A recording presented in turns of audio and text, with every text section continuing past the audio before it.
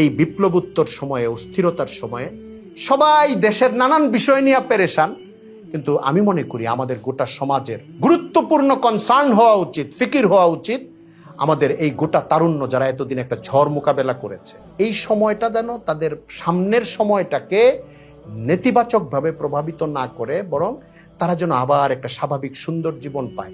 দুনিয়াবী জীবনের ক্ষেত্রে এবং উখরুবী জীবনের ক্ষেত্রে, দ্বীনি জীবনের ক্ষেত্রে আমাদের মনোযোগ দেওয়া উচিত। কিছু আনুকূল্য এসেছে। গত রমজানে আমরা ইফতার করার সময় বাধা দিতে দেখেছি। ঢাকা ইউনিভার্সিটি সহ বিভিন্ন ইউনিভার্সিটিগুলোতে নামাজের জায়গা বা মেয়েরা হিজাব ব্যবহার করতে চাইলেও কোনো শিক্ষককে ভ্রুকুটি করতে, বাজে কথা বলতে দেখেছি। আমি অনুরোধ করব প্রতিটা ক্যাম্পাসে দ্বীনি চর্চার সুন্দর ব্যবস্থাপনা যেন প্রশাসন করে দেয়। কারণ বাংলাদেশের আগামী প্রজন্ম যদি দিনদার হয়, এই দেশ সৎ হবে।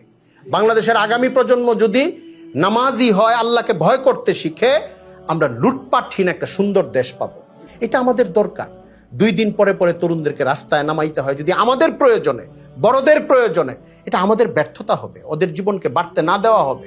ওদেরও দাম্পত্য করতে হবে কিছুদিন পরে, ওদের কেরিয়ার গঠন করতে হবে, ওদের নর্মাল জীবনে প্রবেশ করতে হবে। শুধু জাতির দেশের আবেগ শোনায় শোনায় এই তরুণদেরকে যদি 2 দিন পর পর লাঠি নিয়ে রাস্তায় নামাইতে থাকি, তাহলে তাদের জীবনটার বর্ধনের জন্য এটা ক্ষতির কারণ হবে। বরং এটা ট্যাকেল করার অন্যান্য ব্যবস্থাপনার দিকে যাইতে হবে। তরুণদের নর্মাল বর্ধনের ফিকিরটা করতে হবে।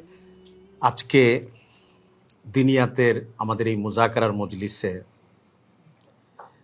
একটু ভিন্ন একটা প্রসঙ্গ নিয়ে, আবার সমসাময়িক প্রয়োজনীয়তার সঙ্গে যুক্ত এমন একটা বিষয় নিয়ে কিছু কথা বলার চেষ্টা করব ইনশাআল্লাহ।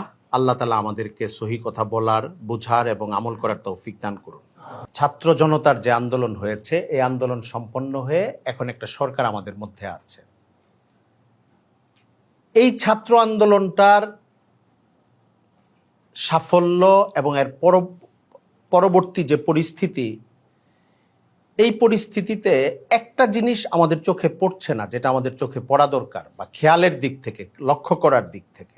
ওটাই আমার দিনই একটা আলোচনা। এটা মানে আলোচনার বিষয়বস্তু থেকে মনে হয় যে এটা একটা পলিটিক্যাল আলোচনা, কিন্তু আসলে অনেক আলোচনার সঙ্গে পলিটিক্স এমনি আসতে পারে, রাজনীতি বা রাজনীতি সংশ্লিষ্টতা, কিন্তু প্রধানত আলোচনাটা আমাদের দিন। সেটা হলো পুরা আন্দোলনটার 80% নেতৃত্ব, পরিচালনা, মেহনত, কোরবানি, আত্মত্যাগ, জীবনদান, রক্তদান, ধৈর্য, বুদ্ধিমত্তা, আল্লাহ তাআলার দয়ায় 80% দান করেছে এই প্রজন্মের ছাত্ররা।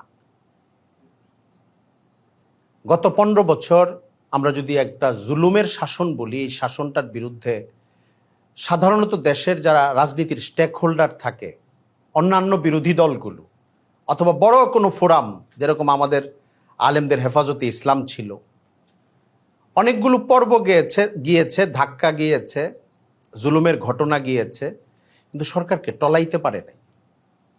কিন্তু 21 বা 22 দিনের ধারাবাহিক একটা সংগ্রাম, এটা আরো আগে থেকে চলেছে, কিন্তু একদম রক্তাক্ত সংগ্রাম শুরু হয়েছে এদের এই সময়টার পর। একটা বিজয় হয়েছে। 15 বছরের শাসক বিদায় নিয়েছেন, চলে গেছেন দেশ থেকে। এখন দেশ কিভাবে চলছে এটা একটা অন্য প্রসঙ্গ। আমি কথা বলবো ছাত্রদেরকে নিয়ে, শিক্ষার্থীদেরকে নিয়ে। শিক্ষার্থীদের কি হালত ছিল? অনেক ছেলে আহত হয়েছে, অনেকে একটা ট্রমার মধ্যে চলে গেছে। মিছিলে থাকা অবস্থায় তার সামনে মানুষ মারা গেছে, সে ধরতে ধরতে হাসপাতাল পর্যন্ত নিয়ে গেছে। জীবনে সে এরকম সময় পার করে নাই, কিন্তু এই সময়টা এরকম কিছু পরিস্থিতি তার উপর দিয়ে গেছে। ওই ছেলে হয়তো ভালো আছে শারীরিকভাবে, কিন্তু এরকম একটা ট্রমামূলক ঘটনা তার জীবনে আর যায় নাই এখনো পর্যন্ত। ঢাকা শহর কিংবা নগরগুলোর গলিতে, চট্টগ্রামের বিভিন্ন জায়গায় পরিবারগুলো দেখেছে একটা দৃশ্য, ছেলে মেয়েরা যে রাস্তায় এভাবে পুলিশ মারছে, ছেলেরা মারা যাচ্ছে। এই যে একটা বিপর্যয়কর পরিস্থিতি মাঝখানে গেল, এরপরের নতুন প্রজন্ম নিয়ে আমাদের করণীয় কি?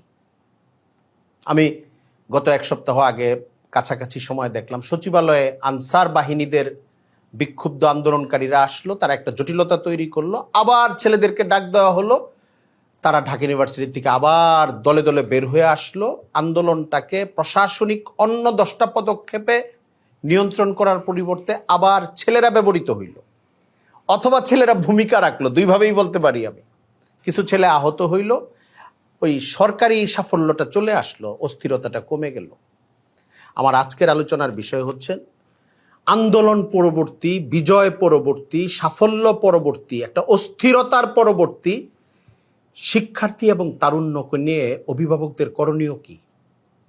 এখানে অনেকগুলি সিচুয়েশন আসে, মানসিক, শারীরিক, পরিস্থিতিগত, জাতীয়। এই জায়গাগুলিতে যদি আমরা মনোযোগ না দিই, আমি আমাদের মধ্যেও মুজাকারা করি এবং এটা যদি আরও দেশে গুরুত্বপূর্ণ জায়গাগুলোতে বা দেশের নানান জায়গায় মানুষের কাছে যায়, তাহলে তাদের কাছেও মেসেজটা আমি পৌঁছাতে চাই। সেটা হলো এই তরুণদেরকে নিয়ে আমাদের করার কাজ আছে।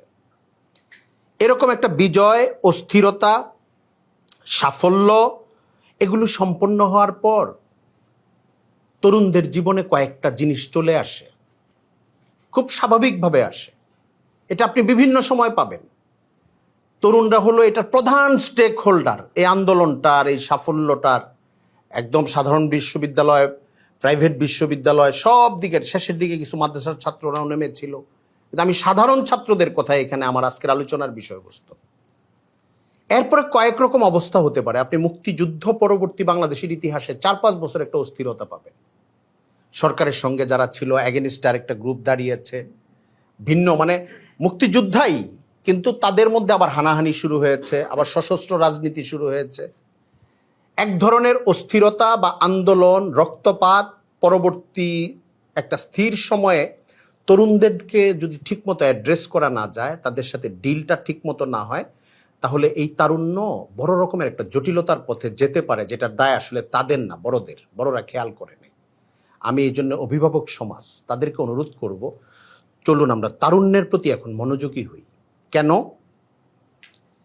এই পরিস্থিতিটার পরে তরুণদের মধ্যে কয়েকটা উপলক্ষ তৈরি হয়, মানসিক একটা অবস্থান তৈরি হয়। একটা হলো কিছু তরুণের মধ্যে প্রবল উচ্চাশা তৈরি হয়, দেশ নিয়ে, নিজের কেরিয়ার নিয়েও। আমরা একটা বড় জিনিস করেছি, দেশ এখন এরকম হবে, আমাদের এই প্রবলেম আর থাকবে না। কোটা নিয়ে আন্দোলন করেছি, কোটা সফল হয়েছে, এটা আগেও হয়ে গিয়েছিল, এখন এটা পাকাপাকিভাবে হবে। এখন এটা মূল আন্দোলনের প্রধান লক্ষ্যও ছিল না শেষ কয়েকদিন। আমাদের সামনের জীবনগুলো সুন্দর হবে। এই বাংলাদেশ যে এখন একটা পর্যায়ে এসছে, আমাদের রক্তের উপর দিয়ে হয়েছে, আমাদের নেতৃত্ব দিয়ে হয়েছে, আমাদের অংশগ্রহণ দিয়ে হয়েছে। এখানে আমাদের পাওনার অংশটা অনেক বড় হবে, আমাদের আর মনে কষ্ট লাগবে না, ক্যাম্পাসেও না, কর্মজীবনেও না। তরুণদের মধ্যে বয়ান ছাড়াই এরকম একটা বয়ান দাঁড়ায় যাবে। এরপর বাস্তব জগতে তারা ধাক্কা খেতে থাকবে। বাংলাদেশ আসলে ওই জায়গায় যায় নাই, যেই জায়গায় তাদের একটা কল্পিত জগৎ তৈরি হয়ে গিয়েছে। এই দীর্ঘ আন্দোলনের পরে মানুষের ভিতরে একটা প্রাপ্তির আগ্রহ জাগে, এটা নির্দোষ, যে আমি এখন মনে হয় একটা ভালো জীবন পাবো। তারুণ্যের মধ্যে 20 বছর থেকে নিয়ে বা 17 বছর থেকে নিয়ে 27 বছর পর্যন্ত বা 30 বছর পর্যন্ত এরকম একটা অনুভূতি হতে পারে।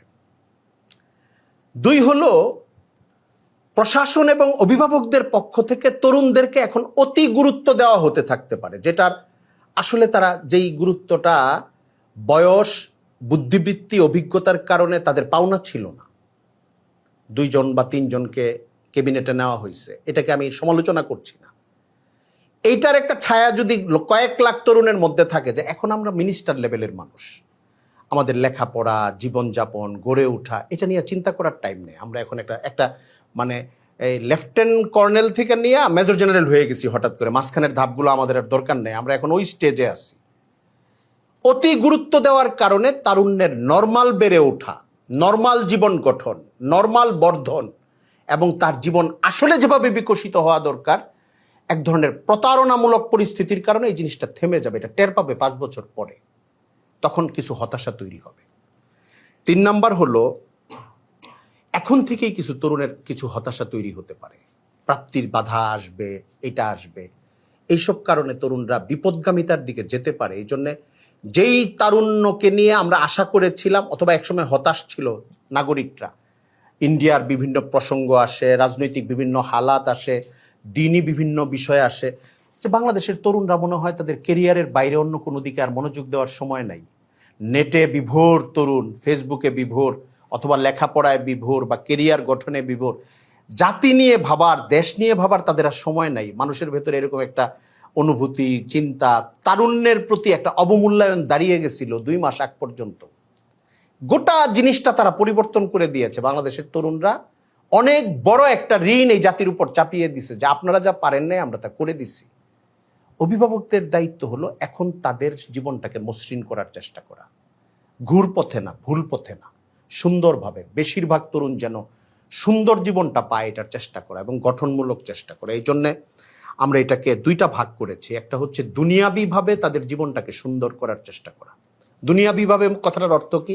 যেটাকে নর্মাল দুনিয়াবি কেরিয়ার বলা হয়, জায়েজ, হালাল, এই জায়গাগুলোতে তাদের প্রতি কয়েকটা জায়গায় মনোযোগ দেওয়া আর তাদের দিনই জীবন নিয়ে একটু চেষ্টা করা, যেন তারা 1 বছর পরে 2 বছর পরে একটা ভুল পথে না থাকে, ভুল চিন্তায় না থাকে, ফ্রাস্ট্রেশনে না থাকে এবং অতি উচ্চাসার কারণে বা অতিরিক্ত মূল্যায়নের কারণে নিজেদেরকে একটা ভুল জায়গায় অবস্থান গ্রহণকারী মনে করে পরে আবার ধাক্কা না খায়। এই জন্য তাদের পিছনে দুনিয়াবি কিছু বিষয়ে মনোযোগ দেওয়া, দিনই কিছু বিষয়ে মনোযোগ দেওয়া, যেন তাদের জীবনটা আসলে সুন্দর হয়ে ওঠে।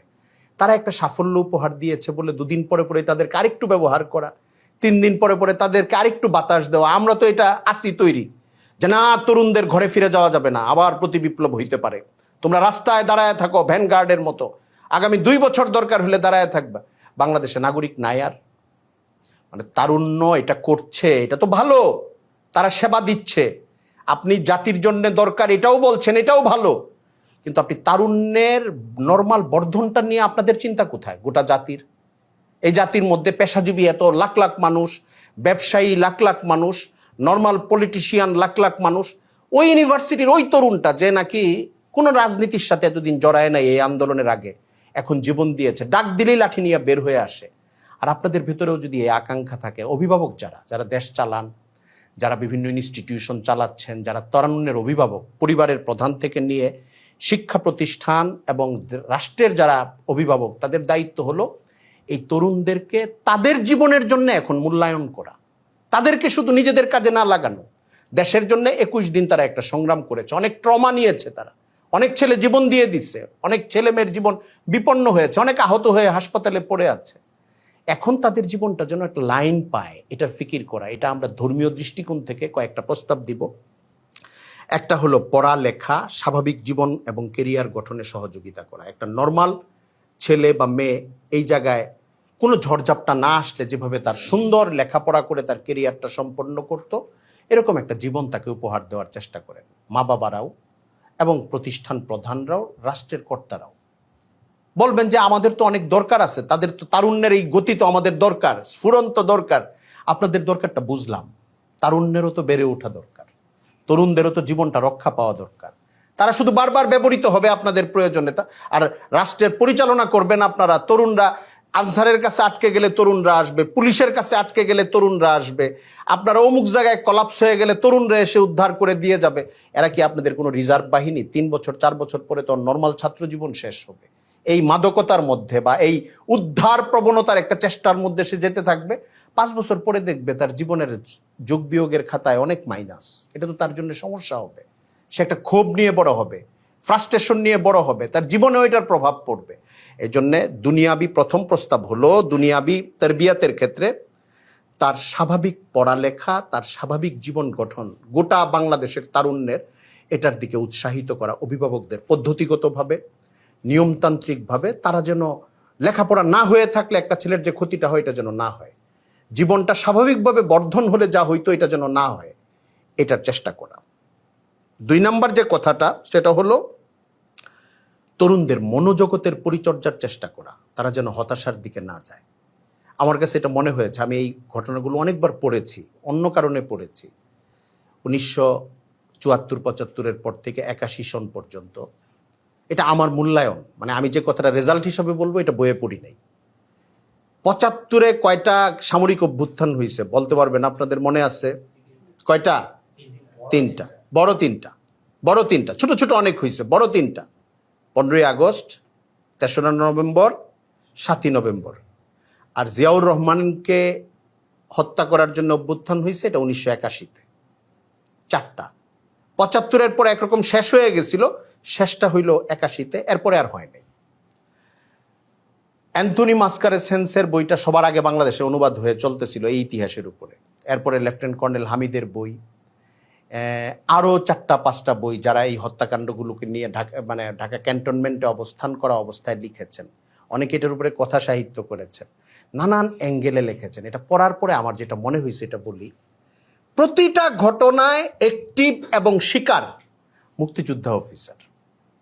মেজর জেনারেল মঞ্জুর বীরুত্তম, মঞ্জুরের দ্বারা উদ্বুদ্ধ হয়ে যারা জিয়াউর রহমানকে মারতে আসছে, জিয়াউর রহমান বীরুত্তম, এবং জিয়াউর রহমানকে গুলি করছে হিসাবে পরিচিত যে নামটা বারবার আসছে, colonel Motiur Rahman, lieutenant colonel বা কর্নেল, এই লোকটা মুক্তিযোদ্ধা। বীরুত্তম বা বীর বিক্রম একটা কিছু হবে, বীরুত্তম হওয়ার কথা না, বীর বিক্রম বা বীর প্রতীক হবে। Khaled Musharraf sector commander, Taher sector commander, Haider অনেক খালেদ মুশাররফের আন্ডারে মুক্তিযোদ্ধার প্রশিক্ষণ নিয়েছে, হুদা এরকম একজন খালেদ মুশাররফের সঙ্গে যারা 7ই নভেম্বর সকালবেলায় নিহত হয়েছে, প্রত্যেককে আপনি দেখবেন মুক্তিযোদ্ধা। কর্নেল হামিদ যিনি বই লেখছেন উনি পাকিস্তান ফেরত অফিসার, মানে আর্মি অফিসারদের 71-এর পরে মূল্যায়নের 2টা ক্যাটাগরি ছিল, যে উনি কে পাকিস্তান ফেরত আর কে মুক্তিযোদ্ধা, এটার উপরে র্যাঙ্কিং হইতো। যারা মুক্তিযোদ্ধা শেষ করেছে যেরকম জিয়াউর রহমান, শফিউল্লাহ, এরা মানে মেজর 71-এ মেজর, কিন্তু 75-এ আপনি দেখবেন মেজর জেনারেল। মানে এটা নর্মাল অগ্রসরতা না, এটা মুক্তিযুদ্ধের কারণে তাদের র্যাঙ্কে একটা আপ দিয়ে দেওয়া হয়েছে। হ্যাঁ, ডাবল প্রমোশন দিছে। এরশাদ সাহেব পাকিস্তান ফেরত ছিলেন, ব্রিগেডিয়ার হান্নান সাহেব পাকিস্তান ফেরত ছিলেন, আর্মি চিফ সাবেক বিএনপির নেতা ছিল জেনারেল মাহবুব পাকিস্তান ফেরত ছিলেন। তো পাকিস্তান ফেরত আর মুক্তিযুদ্ধ অফিসারদের একটা মনস্তাত্ত্বিক দ্বন্দ্ব ছিল। আবার মুক্তিযুদ্ধ অফিসারদের মধ্যে আমরা তো দেশটা স্বাধীন করলাম, দেশ এরকম হয়ে যাচ্ছে, এটা আমাদের সংশোধন করতে হবে, না হলে অস্ত্র ধরতে হবে, সমাধান করতে হবে। আমি এই ইতিহাসটা যতবার পড়েছি আমার কাছে মনে হয়েছে দেশটা তো আমি আনলাম, এই দেশ আমার বাইরে যাচ্ছে কেমনে, আমার স্বপ্নের সাথে মিলতেছে না কেন, এখন কু করতে হবে, থামাইতে হবে আমার। ফারুক রশিদরা যখন করছেন, কি কি প্রেক্ষাপট এটা আমি ব্যাখ্যা করব না, আমি শুধু এতটুকু বলি তাদেরও এটা মনে হয়েছে দেশ এই জায়গায় যাচ্ছে কেন, আমাদের সমাধান করতে হবে। খালেদ মুশাররফের আবার 3 মাস পরে 2 মাস পরে মনে হয়েছে এদের হাতে দেশ মুশতাকের কাছে আটকে যাচ্ছে কেন, দেশ আমার কু করতে হবে, জিয়াউর রহমান উনি আটকায় নিছেন। আবার 7ই নভেম্বরের আগে আগে এই 2-3 দিনের মধ্যে তাহেরের অনুগতরা এবং সাধারণভাবে যেসব সিপাহীরা ছিল এদের ক্ষুব্ধতা ছিল অফিসারদের মধ্যে, সব কেমনে কেমনে 6ই নভেম্বর রাতের বেলায় ক্ষুব্ধ হয়ে উঠলো, সকালবেলায় বিপ্লব করে ফেললো, খালেদ মুশাররফ এর মধ্যে পলাইতে শুরু করলো এবং পরে ওনারা মারা গেলেন। সব দিকে মুক্তিযোদ্ধা অফিসার মারামারিগুলির মধ্যে। এটার একটা পজিটিভ ব্যাখ্যা আছে, পজিটিভ ব্যাখ্যা হলো তীব্র আবেগ, প্রেমের আবেগ। আমি উদ্ধার করেছি, আমার স্বপ্নের বাইরে চলে যাচ্ছে দেশ, ওই সময় রক্ত দিতে পারছি, এখন দিতে পারবো না কেন, এখন মেরে হইলেও আমি দেশটাকে ঠিক রাখবো। এটা হইলো আবেগের একটা তীব্র প্রকাশ, এটা বইয়ে নাই। মানে আমি এই জিনিসটা বারবার পড়েছি, আমার কাছে মনে হয়েছে কোনো একটা প্রতিষ্ঠানে যখন প্রতিষ্ঠাতাদের মধ্যে বড় দ্বন্দ্ব হয় এই আবেগটা কাজ করে, যে কোনো জায়গায় এই জিনিসটা করে। আপনি এই জন্য 71-এর পরে 75-81 পর্যন্ত আর্মি কু, রাজনৈতিক বড় অস্থিরতা 75 পর্যন্ত, উগ্রপন্থা, জাসদ, সিরাজ শিকদারদের গ্রুপ, সবাই মুক্তিযোদ্ধাদের সঙ্গে মুক্তিযোদ্ধাই ছিল। এখানে এসে শেখ মুজিব সাহেবদের সাথে একটা ভিন্নতা হয়েছে, এমন না যে তাদের আইডিওলজি ভিন্ন ছিল, তারা ইসলাম পছন্দ ছিল, এমন কিছু না। মানে তাদের এদের পছন্দ হচ্ছে না যে উনি এইভাবে চালাচ্ছে কেন, আমরা এইভাবে করব, দ্বন্দ্ব হয়ে উঠছে। সিরাজুল আলম খান মুক্তিযুদ্ধের একটা বীজ বলা হয় যে সে বপন করছে, কিন্তু সে জাসদ হয়ে গেছে। শেখ মুজিব সাহেবের সাথে দ্বন্দ্ব শুরু হয়েছে। আমি মাঝখানে একটা তারুণ্য বোঝানোর জন্য অন্য জায়গায় গেছিলাম। মানুষের একটা অধিকার বোধ জন্মে নেয় তরুণদের মধ্যে, যে আমি আনলাম, এটা আমার কাছ থেকে সরে যাচ্ছে কেন, এখান থেকে ফ্রাস্ট্রেশন তৈরি হয়, ক্ষুব্ধতা তৈরি হয়, খুনের আগ্রহ তৈরি হয়, পরে মনে হয় মেরে কেটে হইলেও আমি সমাধান করব। এটা কিন্তু আরেকজনের হয় না, যে রক্ত দেয় নাই আগে তার হয় না। এই জন্যে এই যে অভ্যুত্থানের সঙ্গে যে ছেলেরা জড়িত ছিল এদের মধ্যে একটা অধিকার বোধ এখন মাথার মধ্যে থাকবে। এটার কিভাবে পরিচর্যা করতে হবে এই বয়স তাকে এটা বলবে না, কিন্তু বড়দের দায়িত্ব হলো তাকে নর্মালভাবে বড় হইতে দেওয়া, তার মানসিক পরিচর্যার চেষ্টা করা, যেন কোনো কারণে ফ্রাস্ট্রেশন তার তৈরি না হয়, অথবা কোনো কারণে সে একটা উগ্রপন্থার দিকে যেতে না থাকে। নর্মাল জেনারেল শিক্ষিত তরুণদের কথা আমি বলছি, সে 2 জন মন্ত্রীকে ধাওয়া করতে থাকা, রাষ্ট্রের এই জায়গায় বিশৃঙ্খলা করতে থাকা, এই জায়গাগুলির দিকে যেন না যায়, এই জন্য মনোজগতের পরিচর্যার চেষ্টা করা এখনকার তরুণদের মধ্যে। বিশেষ করে ট্রমা শিকার অনেক তরুণ, পুলিশের সামনাসামনি দেখছে পুলিশ গুলি করতেছে, তার গায়ে একটা গুলি লাগছে, তীব্র ব্যথা নিয়ে সে বড় হচ্ছে, ওকে নর্মাল করার চেষ্টা করা, এটা অভিভাবকদের দায়িত্ব, পরিবার প্রধানদের দায়িত্ব। বড় বিপজ্জনক উচ্চাসা থেকে বের করার চেষ্টা করা, প্রত্যেক তরুণকে বোঝানো বাংলাদেশের জায়গায় আছে, কিছু ভালো হয়তো হবে, তুমি তোমার ক্যারিয়ারটা তোমার মতো করে গড়ে তোলো, যেভাবে আগে চিন্তা করতে এখন এইভাবে চিন্তা করো। তুমি এইভাবে চিন্তা করো না যে 2024 আগস্টের 5 তারিখের পরে আমি আরেকটা এমন দেশ পেয়ে গেছি যে দেশটা শুধুই আমার প্রত্যাশা পূরণ করবে। বাংলাদেশের সীমাবদ্ধতা আছে, এখানকার নেতৃত্বের সীমাবদ্ধতা আছে। তুমি তোমার জিনিসটা সুন্দর করে গঠন করো, তোমার যায় চেয়ারটায় তুমি যাবা এক সময়, এর জন্য লড়াই করতে হবে, সংগ্রাম করতে হবে। তাকে তার দেনা পাওনা, সীমাবদ্ধতা, তার যোগ্যতা, এই জায়গাগুলোর মধ্যে তাকে কাজ করতে হবে। তাহলে তাদের একটা সুস্থ জীবন হবে, বেড়ে ওঠার জীবন হবে। এটা এমনিতে সম্ভব না। দুনিয়ার লাইনের 2টা কথা বললাম, এটা এমনিতেই সম্ভব না। এটার জন্য একটা সুন্দর সমাধান হলো, হয়তো সবার ক্ষেত্রে নাও হইতে পারে, একটা সুন্দর এবং বড় সমাধান হলো দিনই ক্ষেত্রে তাদেরকে মনোযোগী করা। কি কি ক্ষেত্রে? একটা হলো তারুণ্যের মধ্যে দিন কেন্দ্রিক যত ভ্রান্তি এবং বিভ্রান্তি আছে এটা দূর করার চেষ্টা করা। মোটা দাগের আন্দোলনে নেতৃত্ব দিয়েছে, যুক্ত ছিল অথবা সঙ্গে ছিল, এখন সব তরুণই এমন, এটার বাইরে ছিল এমন তরুণ নাই বাংলাদেশে, খুব কম। তাদের মধ্যে দিন কেন্দ্রিক, রাষ্ট্র এবং দিন কেন্দ্রিক, ব্যক্তিগত জীবনের দিন কেন্দ্রিক এবং লাইফস্টাইলের সাথে জড়িত দিন কেন্দ্রিক যে বুঝের ভুল আছে, এই জায়গাগুলোর মধ্যে তাদেরকে পরিচর্যা করা যায়। তুমি দিন মানো, তুমি দিন সম্পর্কে তোমার এই ধারণাটা ভুল, তুমি এই চিন্তাটা করছো যে এটা গলত, তুমি দিনটাকে এইভাবে মানো, দিনের মধ্যেই শান্তি, দিন পালন করো। এই উদ্বুদ্ধকরণ করা, আকীদাগুলো সহি করা, দিন সম্পর্কে সমজগুলিকে সুন্দর করা, দিন সম্পর্কে তার মানসিক স্তরকে আগের অবস্থার চেয়ে আরেকটু উন্নত করা, যারা ভালো আছে তাদেরকে আরেকটু ভালো করার চেষ্টা করা, এটা একটা দিক। 2 নাম্বার হলো দিনের মূল জিনিসগুলো শেখানোর চেষ্টা করা, যেরকম নামাজ শেখানো। আমরা যেটা বলি যে কোনো একটা জায়গায় দিন শেখানোর মক্তব প্রয়াস যেটা থাকে, যে কোরআন শেখানো, তেলাওয়াত শেখানো, সিরাতের কিতাব পড়ানো, মাসায়েল পড়ানো, মৌলিক আকীদাগুলো পড়ানো। অনেক ছেলে আছে বা আমাদের সাথেও থাকেন এমন অনেক মানুষেরও এটা হয়, 5 বছর 6 বছর পার হয়ে যায়, খতমে নবুয়তের আকীদা সম্পর্কে কোনো ধারণা নেই। খতমে নবুয়ত কি? রাসূল করিম সাল্লাল্লাহু আলাইহি ওয়াসাল্লাম যে শেষ নবী, এই আকীদা সম্পর্কে তার স্বচ্ছ ধারণা নাই। ওনার এইটুক ধারণা আছে, রাসূল করিম সাল্লাল্লাহু আলাইহি ওয়াসাল্লাম আল্লাহ তাআলার নবী এবং রাসূল, এবং সবচেয়ে বড় রাসূল, সবচেয়ে মর্যাদাবান শেষ নবী, যে এই কনসেপ্টটা তার কাছে ক্লিয়ার না, আকীদার এই কনসেপ্টটা ক্লিয়ার না।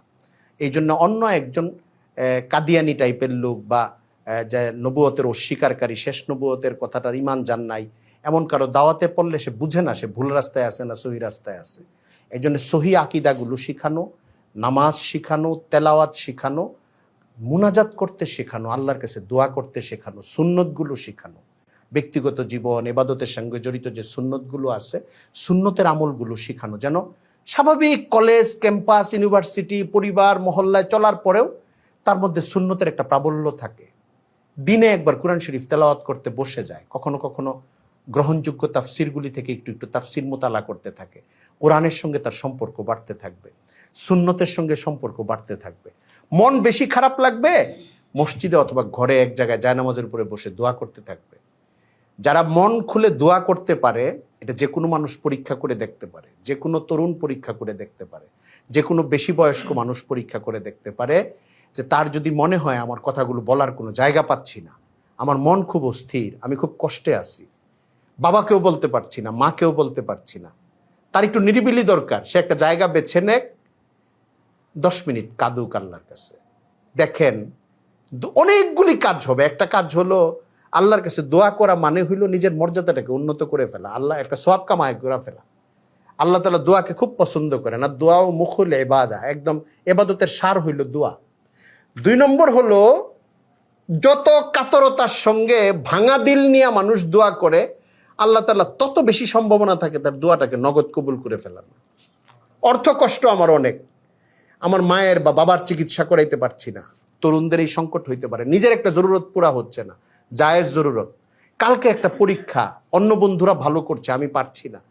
তারুণ্যকে দোয়া করতে শেখানো, ফরজ ইবাদতগুলিও শেখানো, সুন্নত শিখানো, তেলাওয়াত শিখানো, দোয়া করতে শিখানো। মানে এটা হলো আল্লাহর সঙ্গে ডাইরেক্ট কানেকশন কায়েম করার মতো। সে একটু কাঁদুক না আল্লাহর কাছে, যদি সে না শিখে তাকে নিয়ে আমি কাঁদবো, যেন সে কাঁদতে শিখে। তরুণদের বুকের মধ্যে একটু পানি জমা করতে শিখানো, আমরা ফুর্তির মধ্যে, যন্ত্রের মধ্যে, ডিভাইসের মধ্যে, সমাজের নানান অস্থিরতার মধ্যে ব্যস্ত হইতে হইতে কান্না ভুলে গেছি। আমরা মুসলিম তারুণ্য ছেলে এবং মেয়েদের মধ্যে যদি আবার একটু কান্নাকে জাগ্রত করতে পারি, আল্লাহর কাছে চাওয়াটাকে জাগ্রত করতে পারি, আমরা 7 রাজার ধন তাদেরকে দিয়ে দিলাম। সে যখনই দরকার হবে আল্লাহর কাছে কাঁদতে থাকবে, রাস্তা পাইতে থাকবে, অভাব মিটতে থাকবে, মনটা অন্তত আল্লাহ শান্ত করে দিবেন। এটা হলো নগদ পাওয়া। সাইকিয়াট্রিকরা এটা বলবে, তারা যারা দিন মানে না অতটা, তারাও বলবে হ্যাঁ আপনি প্রার্থনা করলে একটা শান্তি পাবেন। আমরা তো ওইটুক কথা বলতে পারি না, কারণ প্রার্থনায় মানসিক শান্তি পাবেন মানে এটা একটা সাইকোলজিক্যাল ব্যাখ্যা তারা করে আর কি। আমরা বলি যে এটা একটা 3-4টা এফেক্টের একটা এফেক্ট।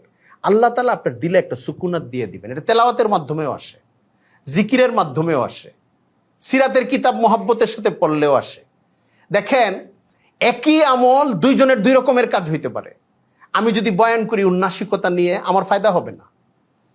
আমি যদি বয়ান করি একটু পেশাজীবী ভাব নিয়ে, যে এটা আমার কাজ দিনে 5টা বয়ান করা, অথবা আমাকে একটু হাদিয়া দিবে, হাদিয়াটা পকেটে নিয়ে চলে যাব, আমার জন্য কাজ হবে না, এটার দ্বারা ওই ফায়দাটা হবে না। কিন্তু আপনি যদি আসলেই দূর থেকে দরদ নিয়ে শুনতে আসেন, যে ঠিক আছে একটা ক্যাসেট প্লেয়ারের বক্তব্যই আমি মনোযোগ দিয়ে শুনবো, একটা মানুষ তো আচ্ছা আমি একটা যন্ত্রের বক্তব্য শুনবো, তার ইখলাস আছে না নাই আমার যাচাই করার দরকার নাই, আমি মোহাব্বত নিয়ে দিনের কথাগুলো শুনবো, আমার জন্য যেটা ফায়দাজনক না আপনার জন্য সেটা ফায়দাজনক হয়ে যাবে। এটা আল্লাহ করে দিবেন নিজের মনোযোগের কারণে, নিজের ইখলাসের কারণে, নিজের মোহাব্বতের কারণে, যে আমি তো দিনের কথা শুনতে গেছি। এই জন্যে প্রত্যেকটা বাচ্চাকে, তরুণকে দিনের কাছে আনানোর চেষ্টা করা, দিনের মৌলিক জিনিসগুলো, বুনিয়াদি জিনিস যেগুলোকে আমরা বলি। দিনের তো অনেকগুলো শাখা, ওলামায়ে কেরাম দিনের সকল বিধিবিধান এবং সকল পর্যায়গুলোকে 5টা বা 6টা ভাগে ভাগ করছেন। একটা হলো আকায়েদাত, ইসলামের যত বিশ্বাস্য বিষয় আছে, এটা বিশ্বাস করতে হবে, এটা বিশ্বাস করতে হবে, এটা বিশ্বাস করতে হবে, এটাকে আকায়েদ বলে, ইমানিয়াতও বলে। 2 নাম্বার হলো ইবাদাত, ইসলামে যত ইবাদত আছে, নামাজ, রোজা, হজ, যাকাত এবং আরো নফল যত ইবাদাত আছে, মানে যেটা আল্লাহর জন্য বান্দা করে, আল্লাহকেই করে, এখানে অন্য কিছু নাই। 3 নাম্বার মুআমালাত, যত রকমের লেনদেন আছে, টাকা পয়সা, ব্যবসা বাণিজ্য, চাকরি, মানুষকে দেওয়া না দেওয়া, এগুলির যত বিধিবিধান আছে মুআমালাতের মধ্যে অন্তর্ভুক্ত। আরবি শব্দ এটা, আমরা বাংলায় মুআমেলা বলি, যে তার সাথে মুআমেলা করছেন। মুআমেলা করছেন মানে লেনদেন হয়েছে, আপনার কোনো আর্থিক কোনো কর্মকাণ্ড হয়েছে, কখনো দেনা পাওনার কিছু হয়েছে, ঋণ দেওয়া, ঋণ নেওয়া, এটাও মুআমেলা। মুআশারাত, মুআশারা হলো আর্থিক নয় এমন আচার আচরণ মানুষের সঙ্গে, যেটাকে সামাজিক আচরণ বলে। যদি আচার ব্যবহারে কেমন, ভালো, এই যে আচার ব্যবহারটা ভালো বা মন্দ হয়, এটাকে মুআশারাত বলে। এটাও ইসলামের একটা গুরুত্বপূর্ণ অংশ। মুআমালাত একটা গুরুত্বপূর্ণ অংশ, অনেক হালাল হারামের ব্যাপার এটার সাথে জড়িত। মুআশারাত অনেক গুরুত্বপূর্ণ অংশ। কেমনে? একজন মানুষ আরেকজনের বিরুদ্ধে গীবত করতেছে, এটা মুআশারাত, অনেক কঠিন গুনাহ। আরেকজনকে কষ্ট দিয়ে কথা বলতেছে, আরেকজনকে ধাক্কা মারছে রাস্তার মধ্যে, আরেকজনকে অপমান করছে, কঠিন। মুআশারার মাসলার দিক দিয়ে সে যদি মনে করে আমার নামাজ 5 ওয়াক্ত ঠিক আছে, আমি কোরআন শরীফ দিনে 1 ঘন্টা তেলাওয়াত করি, হজ করে আসছি 2 বার, প্রতি বছর উমরায় যাই, আমার অধিকার আছে মানুষের সাথে দুর্ব্যবহার করার, কোনো মানুষের যদি এটা মনে হয়, তাহলে সে ইসলামই বুঝে নেই। ওটা ইবাদত অংশ, সে কমপ্লিট হয়তো, কিন্তু ওই কমপ্লিটনেসের মধ্যে অনেক দুর্বলতা আছে, কারণ ইবাদত ভালো করে করলে এটা করার কথা না তার, ওটা সে ট্যারই পায় নাই। মুআশারাতের মধ্যেও তার পুরা সতর্ক হইতে হবে, ইচ্ছাকৃতভাবে আমি যেন কাউকে কষ্ট না দিই। আমার সালাম কালাম আচার, হ্যাঁ মানুষ অনেক সময় রুক্ষ হয়, ওইটার সময় থাকে। আমাকে ঘুষি মারতেছে 3 বার, 1 বার তো ফিরাইতে হবে, আমার পাল্টা ঘুষি দরকারও হয় কখনো, তখন তো দিতে হবে আমার। একটা লোক বারবার আমার সাথে দুর্ব্যবহার করতেছে, আমি বুঝতেছি ইন্টেনশনাল, একটা ধমক তো দিতে হবে তখন। মুআশারায় ভালো থাকার অর্থ সব সময় একদম মরা মানুষের মতো থাকবো, যে আমারে কেউ কিছু বলবে না, এইটা না। আমি জালেম হিসাবে আবির্ভূত হব না, এবং জালেম শুধুমাত্র যে শাসক তাই সেই না, ইন্ডিভিজুয়ালি একজন ব্যক্তি জালেম হইতে পারে। স্বামী তার স্ত্রীর জন্য জালেম হইতে পারে, স্ত্রী তার স্বামীর জন্য জালেম হইতে পারে, দোকানদার তার ক্রেতার জন্য জালেম হইতে পারে, ক্রেতা তার দোকানদারের জন্য জালেম হইতে পারে, 2 জন পথচারী জালেম হইতে পারে একজনের জন্য আরেকজন। মসজিদে এসে বসে নামাজ পড়বো, এখানেও একজন আরেকজনের উপরে জুলুম করে ফেলতে পারে, ইচ্ছা করে যদি করতে থাকে। ভুলে পায়ে পাড়া মারছে, এটা কিছু না। আর আরেকটা হলো জুলুম বুঝানোর জন্য এটা বলছি, কিন্তু সমাজ জীবনে নেকির সাথে চলার একটা যোগ্যতা হলো মাফ করার যোগ্যতা থাকা। নিজেকে বাঁচানোর সময় চিন্তা করব আমার দ্বারা যেন জুলুম না হয়, কিন্তু যখন অন্যদের সঙ্গে চলবো মাফ করার একটা টেন্ডেন্সি যেন আমার ভিতরে থাকে। ধাক্কা মারছে, ঠিক আছে ভাই, আচ্ছা ঠিক আছে। একটা জিনিস ঠিক মতো বলে নাই, আচ্ছা ঠিক আছে, বুঝে নাই মনে হয়। নিজের ভিতরে ব্যাখ্যা দাঁড় করানো ক্ষমা করার জন্য, তাহলে আমি শান্তি পাবো, আল্লাহ আমার উপরে দয়া করবেন। যে যত ক্ষমা করে সে তত ক্ষমা পায় আল্লাহর কাছ থেকে। আমি যেটা বলতেছিলাম মুআশারাত, এরপরে হলো আখলাকিয়াত, আরো উন্নত সদাচার। এর সঙ্গে সামাজিক জীবনে যেটা ভালো মন্দ দুইটা হওয়ার সম্ভাবনা থাকে, এটা হলো মুআশারাত। আর আখলাকিয়াত হইল বিনয়, সদাচারের যত বৈশিষ্ট্য আছে এগুলো। তো ইসলামের এর মধ্যে যেটা মৌলিক সেটা হলো ইমানিয়াত আর ইবাদাত। মানে একজন মানুষ যদি কোনো কারণে মুআমালাতটা শিখতে একটু দেরি হয়, অর্থনৈতিক সমস্ত মাসলা পড়ে নাই, নামাজটা যেন অন্তত আগে শিখে, ইমান যেন শিখে। নামাজের আগেও ইমান, লা ইলাহা ইল্লাল্লাহু মুহাম্মাদুর রাসূলুল্লাহ, আশহাদু আল্লা ইলাহা ইল্লাল্লাহ ওয়া আশহাদু আন্না মুহাম্মাদার রাসূলুল্লাহ, এইটার অর্থ সহ, কালিমাটা সহ। কোরআনকে সে কিভাবে দেখবে? যে অনেক মানুষ আছে এমনও দেখা যায় পারিবারিকভাবে দিনদার পরিবারে, দিনদার মানে বাবা মা নামাজ পড়ে, শুক্রবারে মসজিদেও আসে, শিক্ষিত মানুষ, হঠাৎ করে আলাপের মধ্যে আপনি দেখবেন কথা বলতেছেন। কোরআন শরীফ মাঝে মাঝে আমি তর্জমা পড়ি, কিছু জিনিস খুব যৌক্তিক মনে হয়, কিছু জিনিস একটু আমার ঝামেলা লাগে। আমি কি খুব আনকমন কথা বললাম না? এরকম ঘটে যায় অনেক সময়। আল্লাহ তাআলা আমাদেরকে হেফাজত করে। এই জন্য মেহনত বাড়াইতে হবে, তাকে বুঝাইতে হবে। আপনি জানবেন, শিখবেন, কিন্তু কোরআন সম্পর্কে একদম শুরু থেকে একজন মুসলমানের অনুভূতি থাকবে লা শাক্কা ফি লা রাইবা ফি, আল্লাহ তাআলার কালাম। এখানে আমার একটা নুক্তার উপরে, একটা শব্দের মেসেজের উপরে আমার কোনো আপত্তি নাই। আমি হয়তো আজকে বুঝতেছি না, কোরআন যা বলছে সবটুক সত্য, এখানে আমার বুঝে আসে না, আমার কাছে ক্লিয়ার না, অথবা আমার আপত্তি আছে, এই কথা বললে তার ঈমান থাকবে? এই জিনিসগুলি বুঝা, এটাকে বিশ্বাস্য অংশ বলে, আকায়েদের অংশ।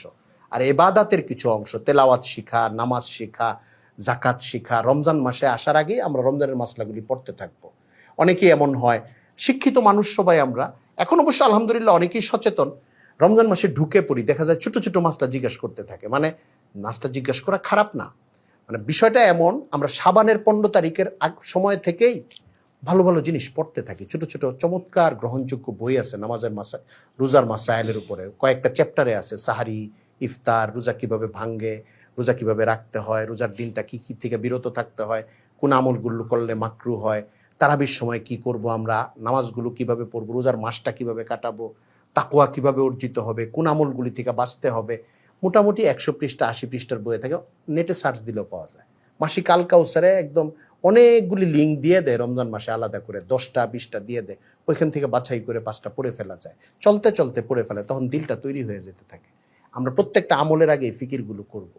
মাসের পর মাস, বছরের পর বছর নামাজে যাইতে থাকি, রুকুর মধ্যে তাসবি জানে না, সে সেজদার তাসবিটা জানে না, রুকু কিভাবে করতে হবে, সেজদায় হাতটা কিভাবে রাখতে হবে জানা নাই, আত্তাহিয়াতু শিখে নাই, ভেতরের নামাজের মধ্যে দোয়া কুনুত পড়তে হবে জানা নাই, 5টা সূরা শিখে নাই। মানে একজন মুসলমানের তেলাওয়াত যদি সহি হইতে দেরি হয়, সূরা ফাতিহা সহ অন্তত 4টা সূরা তার শিখা দরকার, যেন 2 রাকাত নামাজে আর 4 রাকাত সুন্নত নামাজে যেখানে সূরা মিলাইতে হয় পরের 2 রাকাতেও, এই জায়গাগুলিতে যেন আমি সূরাটা পড়তে পারি, ছোট সূরা হোক।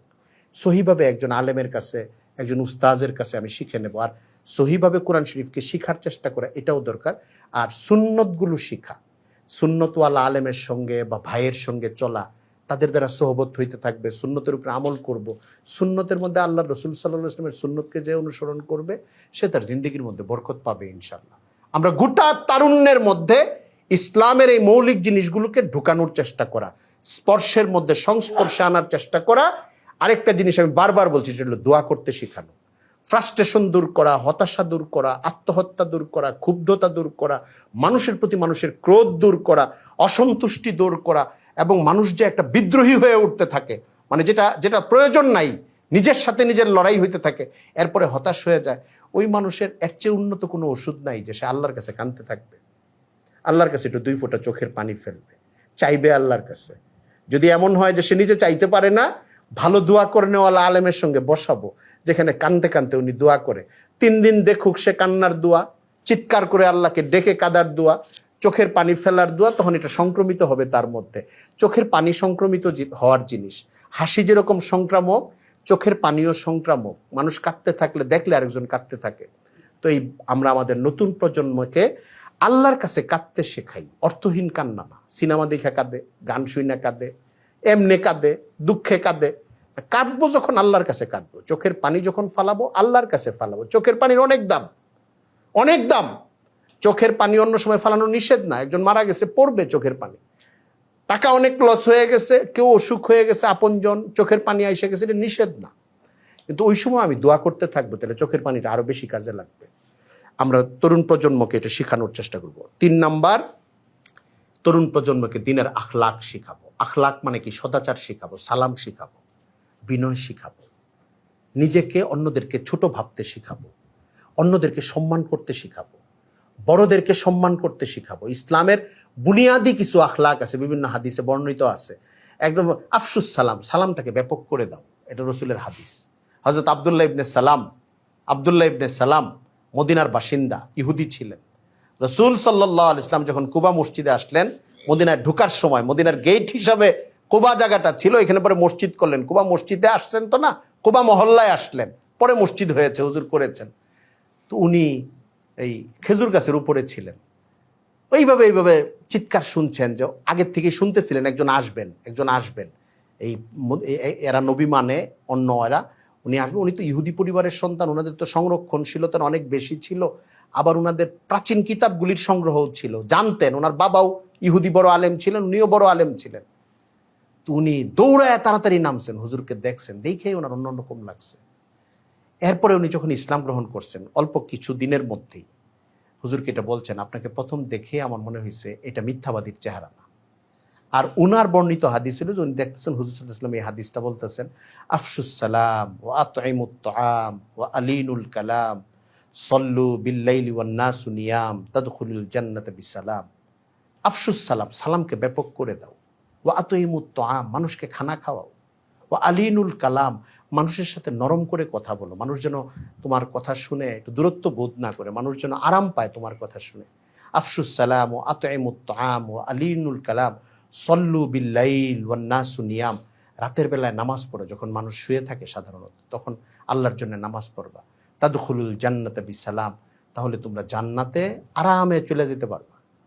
আখলাকের বর্ণনা এই হাদিসে আছে। সালাম যদি একটা আমল আমরা শুরু করি, মানে বেশি বেশি তরুণদেরকেও শিখাই, তাদের জিন্দেগিতে আচরণ অনেক সুন্দর হইতে থাকবে।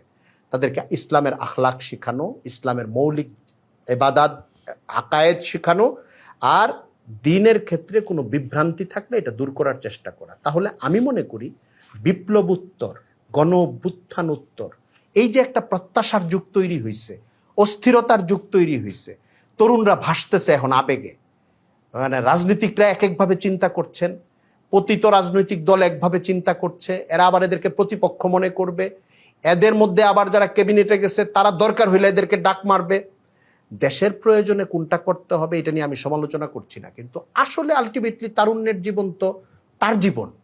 এই জন্য লাখ লাখ তারুণ্যকে, ছেলেকে, মেয়েকে দিনের উপরে উঠানো, তাদের কেরিয়ারটাকে সুন্দর করা, তারা যেন কোনো অস্থিরতায় নিমজ্জিত না হয়, অতিরিক্ত প্রাপ্তির আশায় হতাশ হয়ে পড়ে দুর্ঘটনা না ঘটায়, আত্মহত্যার দিকে না যায়, নেশাগ্রস্ততার জীবনের দিকে না যায়, অথবা অতি মূল্যায়নের কারণে নিজেদেরকে এখনই অনেক বড় মনে না করতে থাকে। লাখে একজন দুইজন তরুণ বিশেষ সুযোগ পেয়ে যায়, কিন্তু বেশিরভাগ তরুণ নিজেকে বড় মনে করলে বা বিশেষ কিছু মনে করলে পরে হতাশই হইতে হয়, আসলে ফল পাওয়া যায় না। নর্মাল পথ পরিক্রমাটাই মানুষকে সাফল্যের দিকে নিয়ে যায়। দুনিয়ার নিজামটা এরকম, যে মানুষটা খাটতে খাটতে অগ্রসর হয়, সে যখন একটা ভালো টিলায় গিয়ে উঠে, আস্তে আস্তে তার পাহাড়ে ওঠার যোগ্যতা তৈরি হয়। আর যাকে উঠায় নিয়ে বসায় দেওয়া হয়, সে নামার দিকে আসে, সে আর উপরের দিকে যাইতে পারে না খুব একটা। এই জন্যে এই বিপ্লবোত্তর সময়ে, অস্থিরতার সময়ে সবাই দেশের নানান বিষয় নিয়ে পেরেশান, কিন্তু আমি মনে করি আমাদের গোটা সমাজের অভিভাবকদের, মা বাবাদের, প্রতিষ্ঠান প্রধানদের, রাষ্ট্রের কর্ণধারদের গুরুত্বপূর্ণ কনসার্ন হওয়া উচিত, ফিকির হওয়া উচিত আমাদের এই গোটা তারুণ্য যারা এতদিন একটা ঝড় মোকাবেলা করেছে, যারা মারা গেছে তারা মারা গেছে, যারা হাসপাতালে আছে এদের চিকিৎসার ফিকির করা উচিত। আর যারা এই গোটা পরিস্থিতিটা পার করেছে, আগে এইসব তরুণরা পেশাদার রাজনীতিক না, এরা মিছিল করা মারামারি করা বেশিরভাগই এরকম না। এরা এই পরিস্থিতির মধ্যে জুলাইয়ের এই 15 তারিখ থেকে নিয়ে আগস্টের 5 তারিখ তাদের জীবনে একটা সময় গিয়েছে। এখানে কে কেমন ছিল এটা আমার মূল্যায়ন না, এই সময়টা যেন তাদের সামনের সময়টাকে নেতিবাচকভাবে প্রভাবিত না করে, বরং তারা যেন আবার একটা স্বাভাবিক সুন্দর জীবন পায়। দুনিয়াবী জীবনের ক্ষেত্রে এবং উখরুবী জীবনের ক্ষেত্রে, দ্বীনি জীবনের ক্ষেত্রে আমাদের মনোযোগ দেওয়া উচিত। তাদের আচরণ সুন্দর হয়, তাদের কেরিয়ারটা সুন্দর হয়, তাদের মানসিক পরিচর্যাটা সুন্দর হয়, ট্রমা তারা কাটিয়ে উঠতে পারে, উত্তেজনা কাটিয়ে উঠতে পারে, অস্থিরতার থেকে নিজেদেরকে বের করে নিয়ে যেতে পারে। তাহলে এই তরুণ যখন সামনে 5 বছর পরে একটা চেয়ারে বসবে, ঠান্ডা মাথায় বসবে, কোনো প্রতিশোধ প্রবণতা কাজ করবে না, জেদ কাজ করবে না, রাগ কাজ করবে না। দেখেন, জালেম মাজলুমের একটা ভিন্ন মাসলা আছে, আমি ওইটা বলতেছি না। স্বভাবজাত একটা ক্রোধ যেন তার ভিতরে জন্ম না নেয়, স্বভাবজাত একটা বিতৃষ্ণা প্রবণতা যেন তার ভিতরে জন্ম না নেয়। এটার জন্য তার অনেক মানসিক পরিচর্যা দরকার, আর এটা বেশি দিতে পারে যদি দ্বীনি জীবনের সঙ্গে তাদেরকে আমরা জড়ানোর চেষ্টা করি। আমি অনুরোধ করবো, এই জন্যে কিছু আনুকূল্য এসেছে। গত রমজানে আমরা ইফতার করার সময় বাধা দিতে দেখেছি। ঢাকা ইউনিভার্সিটি সহ বিভিন্ন ইউনিভার্সিটিগুলোতে নামাজের জায়গা বা মেয়েরা হিজাব ব্যবহার করতে চাইলেও কোনো শিক্ষককে ভ্রুকুটি করতে, বাজে কথা বলতে দেখেছি। আমরাও এখানে রিসালাতুল ইসলামে কথা বলেছি, সংবাদপত্রে খবর দেখেছি। আমি অনুরোধ করব, প্রতিটা ক্যাম্পাসে, কলেজ হোক, স্কুল হোক, ইউনিভার্সিটি হোক, প্রাইভেট হোক, বেসরকারি হোক, সরকারি হোক, পাবলিক ইউনিভার্সিটি হোক, সব জায়গায় দ্বীনি চর্চার সুন্দর ব্যবস্থাপনা যেন প্রশাসন করে দেয়। কারণ বাংলাদেশের আগামী প্রজন্ম যদি দিনদার হয়, এই দেশ সৎ হবে। বাংলাদেশের আগামী প্রজন্ম যদি নামাজি হয়, আল্লাহকে ভয় করতে শিখে, আমরা লুটপাটহীন একটা সুন্দর দেশ পাবো, আর্থিকভাবে সমৃদ্ধিপূর্ণ এবং একটা সুন্দর তারুণ্য পাবো যারা সুস্থ হয়ে বড় হবে। এটা আমাদের দরকার। 2 দিন পরে পরে তরুণদেরকে রাস্তায় নামাইতে হয় যদি আমাদের প্রয়োজনে, বড়দের প্রয়োজনে, এটা আমাদের ব্যর্থতা হবে। ওদের জীবনকে বাড়তে না দেওয়া হবে, ওদেরও দাম্পত্য করতে হবে কিছুদিন পরে, ওদের কেরিয়ার গঠন করতে হবে, ওদের নর্মাল জীবনে প্রবেশ করতে হবে। শুধু জাতির দেশের আবেগ শোনায় শোনায় এই তরুণদেরকে যদি 2 দিন পর পর লাঠি নিয়ে রাস্তায় নামাইতে থাকি, তাহলে তাদের জীবনটার বর্ধনের জন্য এটা ক্ষতির কারণ হবে। বরং এটা ট্যাকেল করার অন্যান্য ব্যবস্থাপনার দিকে যাইতে হবে। তরুণদের নর্মাল বর্ধনের ফিকিরটা করতে হবে। আমার এই কথার অর্থ আবার এই না যে তাহলে কি আপনি গোটা বিপ্লবী মেজাজ থেকে সবাই বেরিয়ে আসতে বলতেছেন? না। জাতির প্রয়োজনে যদি ইন্ডিয়া বাংলাদেশে আগ্রাসন চালায়, তারুণ্য যে যেখানেই থাকুক, মাদ্রাসার এবং কলেজ ইউনিভার্সিটির সবার ঝাঁপায়া পড়তে হবে। এটা নিয়ে আমার কোনো দ্বিমত নাই। জরুরি পরিস্থিতির জন্য তারুণ্য এবং বয়স্ক সবারই কুরবানি দেওয়ার জন্য মেজাজ থাকতে হবে। দেশ, ইমান, ইজ্জত, মুসলমানদের স্বাধীন সার্বভৌমত্ব রক্ষা করার জন্য এটা করতে হবে। এটা নিয়ে আমার কথা না। আমি একটা নর্মাল প্রসেসের কথা বলছি। উত্তেজনার পরে এটা অনেক সময় ভুলে যাই আমরা। একটা 20 দিন বা 25 দিনের লড়াই সংগ্রামের পরে তরুণদের দিকে যে একটু খেয়াল করা দরকার, তাদের জীবনটার দিকে, এটার দিকের চেয়ে এখন আমাদের খেয়াল বেশি উপদেষ্টা পরিষদে কে কে আছে, আর্মি কি করতেছে, অ্যারেস্ট কে হইল, ও মুখে এখনো কেন হয় নাই, আচ্ছা ঠিক আছে, তারপরে আর কে আজকে আন্দোলন করবে, ঢাকার রাস্তায় কে নামছে, না ঢাকা ইউনিভার্সিটির ছেলেদেরকে ডাক দাও, এদেরকে সাইজ করতে হবে। মানে সবাই একটা যুদ্ধংদেহী মেজাজের মধ্যে আছি। ভালো, এটা সচেতনতাটা ভালো, কিন্তু এটার সমাধান শুধু তরুণরা করবে কেন? ক্যাম্পাসের তরুণরা কেন করবে? তার তো একটা নর্মাল লাইফ আছে। আপনি 1 বছর পরে তারে কোন কাজে লাগাবেন? তারে তো বলবেন মাস্টার্স পরীক্ষা দাও। আরে এখন তো রাস্তায় ঘুরাইতেছেন তারে, পরে কি করবেন? যে পরীক্ষা মাফ, তোমারে আমি নাম্বার দিয়ে দিলাম। এই প্রসেসে কয়বার যাবেন? পরে কারা বের হবে মেডিকেল কলেজ থেকে? আপনাকে তো নর্মাল প্রসেসে মেধাবী একটা প্রজন্ম বের করতে হবে দেশের জন্য, তাদের জন্য। এটার জন্য আমরা এখন থেকে তাদের দুনিয়াবী এবং দ্বীনি পরিচর্যা, মানসিক পরিচর্যা, তাদের কেরিয়ার গঠনের মৌলিক বিষয়গুলোর দিকে খেয়াল করি। রাসূল করিম সাল্লাল্লাহু আলাইহি ওয়াসাল্লামের হাদিস, আলা কুল্লুকুম রাইন ওয়া কুল্লুকুম মাসউলুন আন রাইয়াতিহি, তোমরা প্রত্যেকেই দায়িত্বশীল এবং তোমাদের দায়িত্বাধীন বিষয়বস্তু ব্যক্তির ব্যাপারে তোমাদেরকে জিজ্ঞাসা করা হবে কিয়ামতের দিন। তোমরা যেন তোমাদের দায়িত্ব পালন করো। রাসূল সাল্লাল্লাহু আলাইহি ওয়াসাল্লামের আরেকটা হাদিস, মান রাআ মিনকুম মুনকারান, তোমাদের মধ্যে কেউ যদি কোনো অন্যায় দেখে, অপরাধ দেখে, ফালইউগাইয়িরহু বিয়াদিহি, সে চেষ্টা করবে হাত দিয়ে এটা পরিবর্তন করার। যদি না পারে, ফাইল্লাম ইয়াস্তাতি, যদি সে না পারে, তাহলে কি করবে? ফাবিলিসানিহি, সে তার মুখ দিয়ে এটার প্রতিবাদ করার চেষ্টা করবে। যদি তাও সে না পারে, যে পরিস্থিতি এমন যে আমি মুখেও বলতে পারছি না, ফাইল্লাম ইয়াস্তাতি ফাবিকালবিহি, তাহলে মনে মনে অন্তত ওই জিনিসটাকে অপছন্দ করবে, অথবা মনে মনে সে নিয়ত করে রাখবে যে সুযোগ পেলে এটা পরিবর্তন করবো ইনশাআল্লাহ। ওয়াযালিকা আদআফুল ঈমান, এটা হলো ঈমানের সর্বশেষ স্তর। আমরা গোটা বাংলাদেশের তরুণ সমাজকে অগ্রসর করা, দিনমুখী করা, তাদের একটা সুন্দর জীবন উপহার দেওয়ার জন্য দেশের যে জায়গায় যে অভিভাবকরা যেই স্তরে আছেন, চলুন তাদের জন্য এই মেহনত করি। তাহলে একই সঙ্গে আমাদের 2টা কাজ হবে। আমাদের দুনিয়ার জীবনে তরুণরা সফল জীবন পাবে, আর আমরা দিনই দিক থেকে দিনদার, অপেক্ষাকৃত দিনদার একটা তারুণ্যকে পাবো, যারা আখেরাতেও ইনশাল্লাহ কামিয়াবির পথে অগ্রসর হতে পারবে। আল্লাহ তাআলা আমাদেরকে তৌফিক দান করুন, আমাদের তারুণ্যকে এবং গোটা দেশকে হেফাজত করুন। ওয়া আখিরু দাওয়ানা আনিল হামদুলিল্লাহি রাব্বিল আলামিন ওয়া মা আলাইনা ইল্লাল বালাগ।